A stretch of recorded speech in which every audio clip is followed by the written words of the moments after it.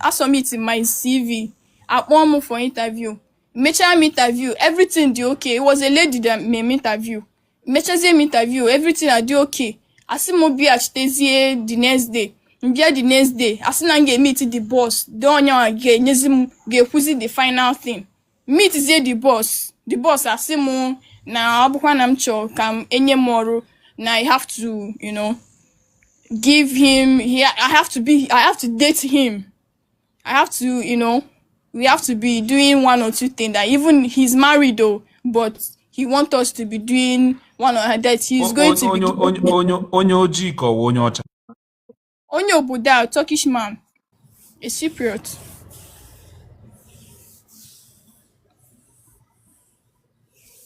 So more on when see that na obu nam cho kam name ye jotwa. Now then I don't need to look for a job. I will just look for a house that I'll be staying alone and people will be coming and be, doing things. Hane mona hane kane me go, but actually me name ye jo na me kan juwega school. Spend there 4 years na school. Putazie chawazi oro buzie arum kam mejiwe nenyezi in the mind. What about what I studied? What about my skills? What about what I can do? So sim no obu na ndi ready. Onyem card ya sim ndi ready mu message ya am ready, then I am not qualified. I say insi akekwe na otu si mana madiro qualify ebe onye be mjoru. Onye mjoru nwe mazie omaro na ndi qualify ko madiro. And by the way, na onye the lady interview sim na ndi okay, but as can meet egwa. No go on with the boss, no go on with the final say. Now you are saying this. So mbukwa now uncle with the last year. Asimo alugom the place for 3 months before the boss onye with the place bata.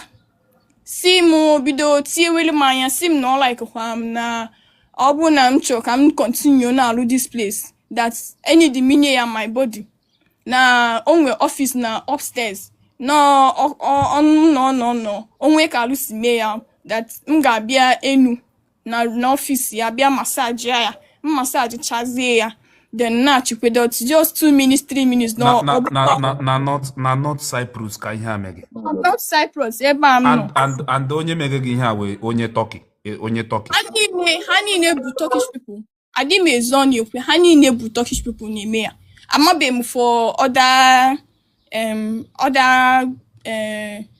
African, because some Africans nwekwe all weba nwekwe like companies here, but I've not witnessed that here with any other person. But most of the work nwetable with Turkish people.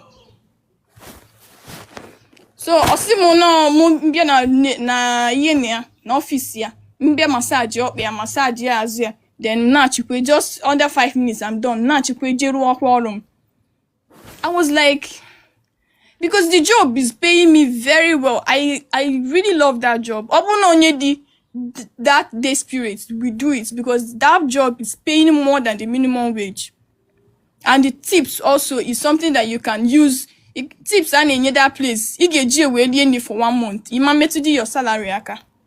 So it's a very good place that you can easily jump and do it just for you to continue your job. But as me amba na mama obura asiro me amba direct because I'm not see amba direct no ya simo pose. So munye make the obia no kata oboda tana obiele etili manya obia kwa Solomon Jacqueline Chefosi. I was just whining him just for me to continue the job because aturo me for that job. So although one day ana akwogo bonya wana akwogo, but I'll see hanye ya egom kambia wedi ya na office ya. So when be na office ya say na enyechago onye obuna enyebe mo sim na onye wa biye sim bia na office ya bia weli ya. Nsi ya okay mbiazie onyem the money sim no tata biem na otuga ka ogwam something no actually me like inye ya response, but today na I'm getting a response or mpon at the job. So I say okay, now this is my salary. Do I want or just another money close to the money? Sim, do I want to continue with the job or just massage him now? Collect the whole money dinner at the table. What the one? Which one do I want? See, I because my salary can pour. na chọrọ m ime any other thing. Ọ sị m na no, do I want to think about it? Instead na chọrọ m iche anything na this is the height of insult. I cannot spend the 4 years. Must spend the 4 years na school. Ọ bụ this thing ka m ga-abịa na-eme ebe anyị mụkwa ego na-ekwu na ụgwọ akwụkwọ m. Ọ sị m ngwa m weli nnechere biko ịgbagote na bọọsụ mụ mutu onwe gị emekwula mutu just mutu onwe gị and ghọta ihe anyị na-ekwu eji m Chineke na-arịọ gị mutu onwe gị biko emepe kamera emutu onwe gị biko and ọ dị unfortunate na people a na-apawa tapụ na my platform mụ na my colleague bido live stream the same time 10 minutes ọnụ 50,000 10 minutes anụ m 10,000 ọwụ ndị na ihe ọwụ hate ka ọ gịnị I don't understand nne gaa n'iru so ke ihe otu gị na demanshi ga continue. So ọ sị m ọdụmachọ ka onye mụ ka nye ya before the end of the day ka m nye ya reply ka ọ chọọ inye ya reply immediately. Nsị asa biko nye m ego m nke m rụgodo arụ ka m si ebe a pụọ that onwe the more ị na-ekwu ya achọrọ m ime insult gị. Ọ sị m na ọjọọ m ka ebe m si nsị na abụ m Nigerian. Ọ sị m na mbụ Nigeria na onye nke rụvụla ebe a wee pụọ bụ onye Nigeria and o mere ihe anụnwa na-agwa m kedu ihe dị special na arụ m na even the gear ka dị mma na ọ dị ọcha ịmago nsị anyị kekwenye ihe o mee the person ji wee pụọ ebe ọ na-enye gị those things. So ọ sị m ọ bụ na ma rere ewie ma ajụ ya n'ihe further question m were ego m pụọ m were ego m salary m pụọ. Some people na-ajụ kedu ọ na-adị ese ndị ego na salary na account. Onye ọbụla nwere options. Ọ bụ na ịchọ enye gị ego gị na account, ịchọrọ enye gị cash. So I prefer my money in cash. That is why I'm collecting it in cash. Yes. So since then, aka m na-achọ ọrụ, afụbeghị m ọrụ. Most of my friends ha bịa ndị na-arụ na restaurant, any day like extra people, they will call me. I will come and do like extra hand. It's not that I have a permanent job for myself. So, in general, summary, ọrụ adịrọ na Cyprus, especially our young girls, they can mụ nwa na-achọrọ iju arụ anyị wee nweta ya ịchọ. Biko, ọrụ adịrọ Cyprus, don't come to Cyprus, please. Okay, ihe m chere ịjụ gị ka ekwe na onye mere na gị visa iji gawa obodo ahụ. Oh, my childhood friend on Cyprus eba. So mgbe m bata from China na-achọ ebe ọzọ m ga-aga. So njọ ya kedi otu this place dị. Ọ sị m na ebe a, ọ sịrị m asị to be honest. Ọ sị m na ebe a, na ị ga-esi ebe a gaa Europe, na ị ga-esi ọ gwara m na this place adịrọ part of you cannot go to Europe from this place. So everything ọ gwa m bụ lies. Ọ mgbe m bi ebe a ka m fụzi the reality. So, and that time, I spent ego already. I cannot go back. I was like, okay, can we chazi eba degree? Then after choosing my masters, we make it get balls on safe ego, guy balls. But at the stance now, when you go safe the safe. So, on a dim had in art in Nigeria or it continue eba. So that my friend being Yamaka made the admission. Went to the school and everything. Even baby, but I stayed with her for 3 months before Mchotazuno came. Wepo. Yes.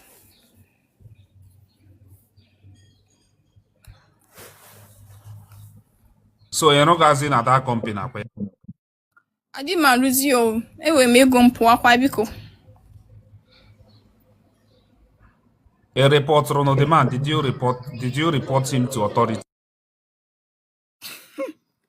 It's not do you report all of them both free. I want you not report to. You about the boss. You with the company. Can you get reported to? I want you get reported to. Most of the time is always the boss of the company na adi lost for ebem no. I don't know if I am not lucky enough to get a good job for myself. Mami, awobo na neyi. Awo I wear uniform. Obo na neyi if me arum expose or something like that. I am not.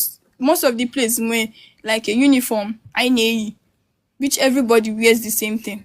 So Amaghịkwa m ihe m na-eme differently.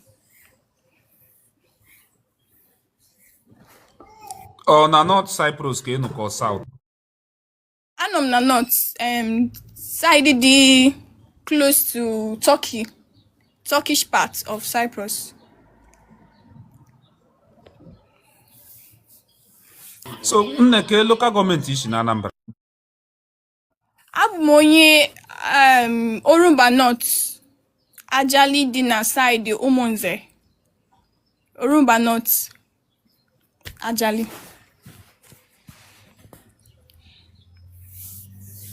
Dr. Zanders, more moods come no from you. Chukwumerijem, ndewo. Nwanne welcome. Biko ka ebe isha join. Onye ọbụla nọ Cyprus nwere ike inyere this lady aka. Ma onye ọbụla nọ Germany, any European country we student or a lecturer, you can guide her or help her. Just send requests and come and explain how you will help her. Nwanne ga n'iru. Ndewo, afam bụ Dr. Zanders. Esi m Canada ekwu. So I watch your life very well. So can the lady video her story come join water. So I feel for her, and the only thing get any advice, because here what a very good country I got from that place or no water. So next I got school in Cyprus. Ana mani neku. Yes. Okay. Doctor, Doctor, clean godi camera gị no? Clean godi camera gị. Biko onye ọbụla agbagotere elu, agbagotekwala elu na ịbịa pass time, ọ na ịbịa inwe fun, ọ na ịbịa just okwu. Achọrọ m solution driven. Ya wụrụ na inweghị solution, nụrụ na-ege ihe anyị na-eme. Achọrọ m onye ga-agbagote elu, ya offer solution or offer help. Ọgwụla on the two condition, because achọrọ m ije ọsọ gbagote elu ka akwụkwọ okwu. Ọwụ ihe m chọrọ wụ solution driven. Biko doctor, before gị gaa n'iru ka m kwuo something. Okay. For the last time our sister no North Cyprus. A ga-ajụkwa m ya again. Nna atọpụkwara ha ọnụ. Okay, onye jụọ m ya again block. Our sister no Northern Cyprus, Europe. Zanders, no, enwere onye na-ajụ na every time ọ jụga ka e control ọnụ. Nwanne gaa n'iru Zanders. Okay, so ke course ego na school ahụ ị gara? International relations. Okay, so the only advice m ga-enye gị ya bụ na ị chọrọ isi that place the good thing bụ na ị were a degree over that place ịghọta.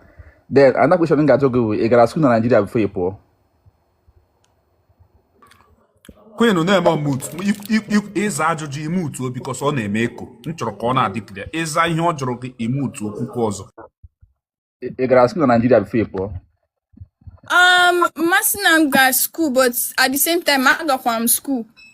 Go na school bụ amụm Chinese, because ebe abroad the first country in Gago. I go China wee bata. So amụm Chinese na Nnamdi Azikiwe University. Okay, Mazi Titi no here, thank God. One day could say, Mazi, welcome, sir. So can conclude the interview. So this life is all about information. You don't have to unmute your mic again. So this life is all about information. The only advice you go school na Cyprus. You have every requirement is that place apple. So you ga give me now. Evaluate that your Cyprus degree, West evaluation. Give me that your West evaluation. Then about English exam. And always self-pip English exam, where IELTS English exam. You take these two require, you will go the school part. Then you did the English exam. If I express entry pool in the Canada. If I express entry pool in the Canada, you are likely to get invitation to come to Canada as a permanent resident. That is one of the best advice I can be able to offer at this point. If you don't want to return back to Nigeria, because I overheard you that your visa is already expiring. So this is the information that I will give to you, the very best for you. One ka ihe so ga-eme bido n'ishi. Okay, that's Update, open your camera, update my brother. Join ya mo biko mepe camera gị. Nwanne ga n'iru ka ihe so ga-eme. Hold on. Na-ene otu ihe ọ na-ekwu dan, na-ene otu ya dan. Ihe ọbụla onye ọbụla kwuge ga-abara gị uru. Ga wee panacea to you. Na-ene otu ihe ha na-ekwu. After I can still record it and send you. Nwanne ka ihe so ga-eme now. That school ahụ, number 1, ga west.org. This is now again, when anybody $1. You get me on your own. If you have a laptop, ga west.org. You may evaluate your degree in Cyprus. That school you in Cyprus get send the West your transcript. West may evaluate. Then oga he the West evaluation. You got West hack up here Canada IRCC. Then within a month you all this West process. Then you book all your English Cyprus, how we center everywhere. I would advise you to do self-peep. If self-peep had to be global, but in case the global IELTS general gide ya with at least band 7, you can be able to enter the Canada Express entry pool. So because they have been inviting people all over the world for permanent residency. That is if you want to use that your degree in Canada. Because that is the only way that you have to leave that country. Except if you are Canada Biagawa school again, which I will not advise you. So use the schooling Kigagoraga, gawest.org. You got create a profile for Express for your West evaluation. School you get send there your West website, all the information you need in another place. If you can read and understand, you can do it on your own. Qualification okay made those things. Oh, we BSc already. Onye nwere BSc ga-emenwu ya. Only BSc upwards. Yes. Nothing like HND, nothing like OND. No, BSc West is eligible to. If you have BSc and West evaluate that your BSc in Cyprus, then a day English exam where at least band 7 upward, you are eligible to be in the pool. You got IRCC, you got Canada.ca. That's the immigration website of Canada. Got create express entry under federal skill worker. There were different streams of express entry. You create express entry profile under. Now one before he could now only information. So yeah, process is some people. Onye no Nigeria will keep follow updates. Nigeria where BSc. Nigeria where BSc can come to Canada as a permanent resident. If you get in on Nigeria, 100% no update no. So one biko be there because sorry to. So in the express entry profile, IBA Canada website in the express entry profile is a point-based system. Your age gives you points. The younger you are, the more points you get. Your age gives you points. Your English exam, your performance in the English exam gives you more points. The course Egoro, like Egoro nursing and Egoro microbiology are the same points, but it doesn't disqualify you. Any course Egoro for the first is bachelor's degree and you may evaluate through West. That gives you points.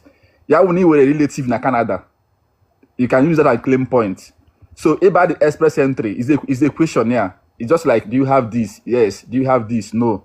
So when you answer all those questions, you submit your West because the West will give you a reference code and your English exam result.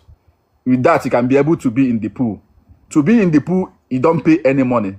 It's free of charge. In case you can do this on your own, I don't want you to pay anybody. Go to Ghana your West evaluation, west.org, or the website. You got express entry profile. Make sure that before you got the express entry profile, you may go your West already, then your English exam already.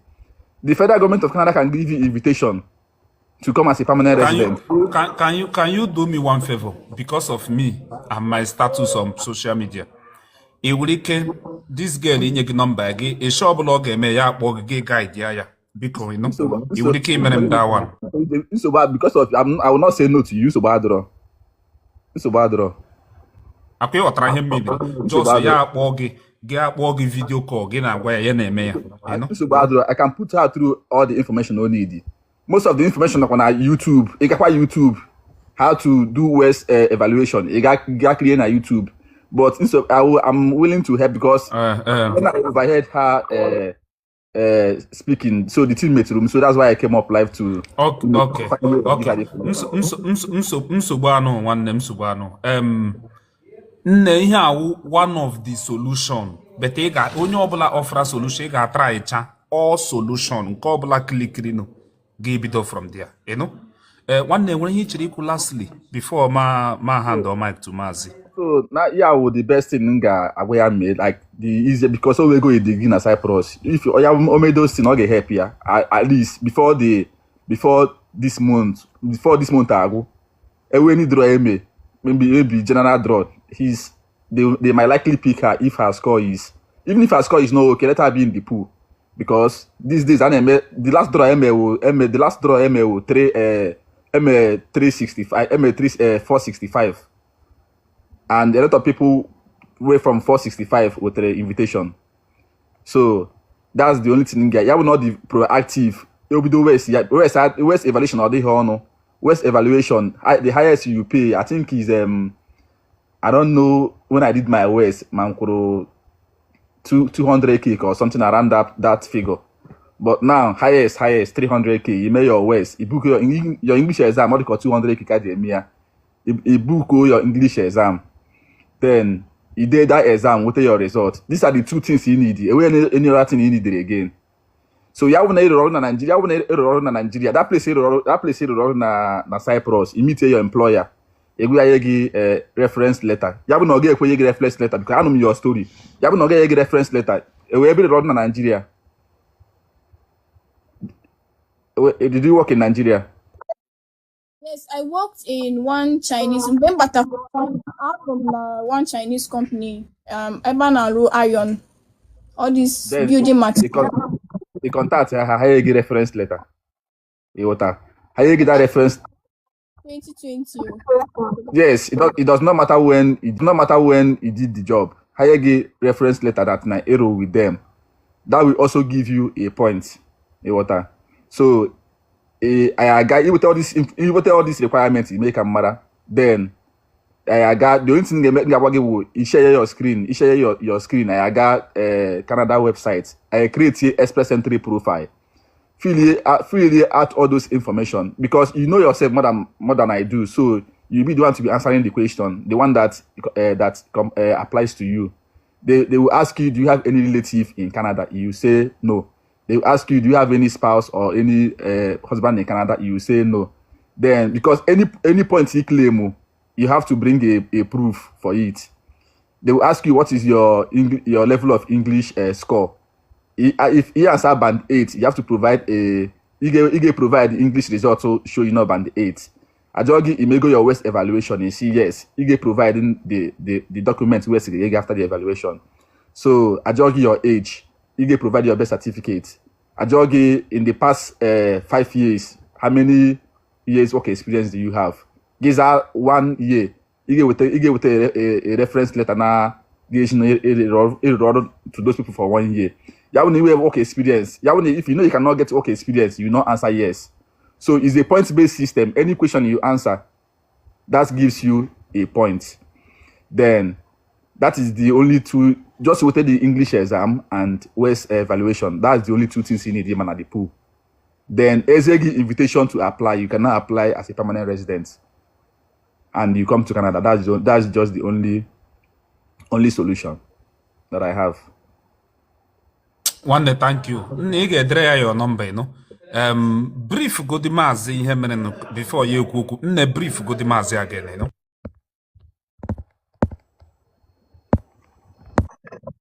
Okay, afam bụ Esther, abụ m onye Nigeria and anọ m Northern Cyprus.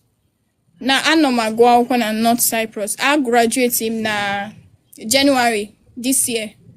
And since that time I graduate, ọ dị m very hard inweta ezigbo ọrụ most of the job na-enweta a na-asị m na m ga-eji onwe m arụ m wee to continue the job, which more ekwerọ m iji arụ m because asị m ha na abụ m a graduate, and even though that man ọrụ based on what I studied, at least give me a job, let me be doing. I don't want to use my achọrọ m iji arụ m wee nweta ihe m chọọ. So onye nwa me enwetebe m ọrụ since m graduate. Most of the job na-enweta bụ restaurant job. Maybe my friends ndị na-arụ na the restaurant, ha need the extra hand. Ha kpọọ m sị m bịakwa na I need onye gas more hand to wash the plate or more hand to serve or clean the place. Nyawa be ebe m si enweta small thing nji ya sustain myself. So ihe m na-ekwu bụ na for people that is leaving home to feed home should not come to Cyprus. Northern Cyprus is the worst place to come if you are going to be the one to sponsor yourself. But over your parents, Diego, and maybe a big where go out home or all these things, you can come to Cyprus because it's a island that people are coming for vacation. It's a beautiful place. But onye na-achọ ebe mama, onye ọbụla na-achọ ebe ọ ga-survive. Ọ bụrụ beauty ka a na-achọ. So onye.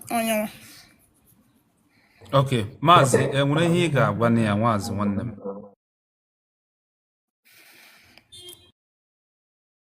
My network is not perfect. Can we reconnect? I'll talk to very well. Yes, ana m anụ gị, ọ dị very good. Okay. Nah, it's breaking. First of all, let's say Cyprus Ibi Gonyeli ko Hamid ko Ota ko Elebi in Cyprus. Anom na Guinea. Ebim Guinea. Okay, na Guinea. Okay. Let's school igra EMU cause I was in CIU. I studied in CIU before. And don't ever advise anybody to go to Cyprus. If you advise anybody to go to Cyprus, I will not advise you. I will allow you to remain there. It's not advisable to go to Cyprus even for free. I'm not supposed to advise anybody to go to Cyprus. Even if their parents is rich, Cyprus is a death trap. It's not even a country. Northern Cyprus is not even a country. It's just an island that is occupied by Turkish people. They speak Turkish. Their flag is Turkish. They use Turkish lira. Across the other side is Southern Cyprus. That is the main Cyprus. So don't advise anybody to go to Cyprus, even for free. And your school, EMU. Even with a free visa, or they advise them even free visa. Even for free, just go for holiday. You cannot get to Cyprus without getting through Turkey now. Yala wakwana oga bagodi to Turkey. She's a Turkey lawana. Yes now. Their area code is +90 now. That means ihe we trap nwa no dị na danger zone ka ọ n'ifa. Ka ebe ọ na ọgbatugo. Yeah. Cyprus is not a place. And Doctor, the things you could hear, they're very good. They are beautiful, but it's wishful thinking because she's in a locked zone. Do you understand? This thing you are saying now is possible for somebody not even Serbia, even Albania when a resident, but Northern Cyprus, no. It may be nearly impossible for her. How will a VFS now Northern Cyprus? How will a VFS there? They have VFS, but Canadian embassy, I don't think so. They have select embassies in Northern Cyprus because it's not a country, it's not recognized. So a lot of missions are not there. The American embassy is on Nicosia, so you need to cross to Nicosia to go to the America. I lived there in 2019 now. I lived there and I left there. Sorry, Maazị Titi. So, that's now. I give me express entry now. Maybe I'll check my biometry now. All those stuff. I'll give me an Cyprus. Okay. So, but she can start her process, which is beautiful. She can start the process. But if she is desperate for a change, she will need to leave Cyprus back to Nigeria. I have had a lot of them. Some of them no UK now. Some of them no Portugal now. Some of them no France now. I've had a lot of them. So You know, Maazị, ka m jụtụ gị ajụjụ ọ dị possible ịbata ihe ka Spain, Portugal, Germany, Netherlands, Belgium, Finland?